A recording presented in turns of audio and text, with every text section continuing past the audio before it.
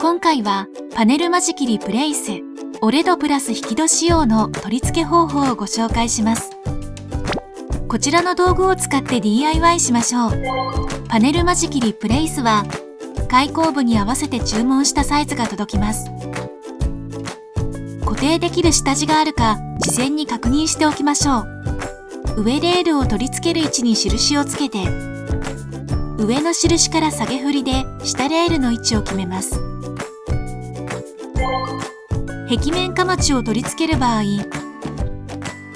左右の配置をよく確認して先につけます。壁面かまちをビスで留めた後、クッションゴムをはめ込みます。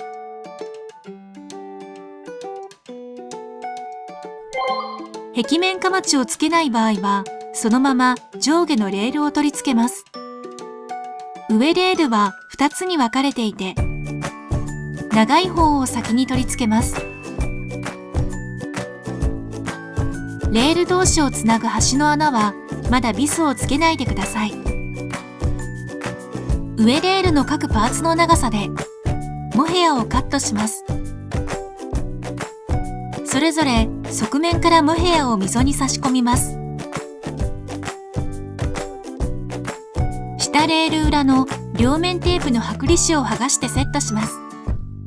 ずれないように横から引き抜きます。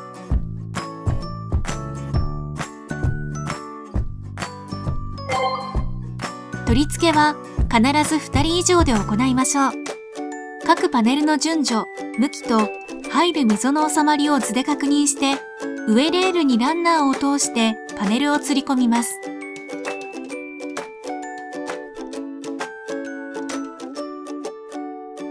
下ガイドは溝の上に乗せて、ガイドレールにはめ込みます。上レールの天井側にジョイント金具を差し込んで、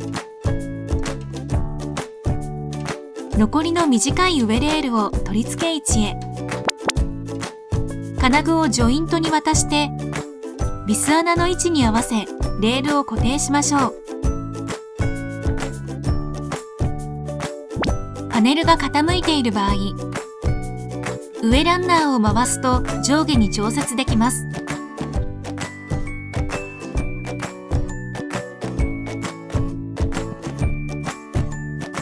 折れ戸をフラットにできない場合、上部の調整ネジで調整します。1枚を出入り口の引き戸としてフラットな状態でスライドさせることができます。すべて折りたたんで端に寄せるとコンパクトに収納できます。説明書をよく読み、それぞれの仕様に合った施工を行ってください。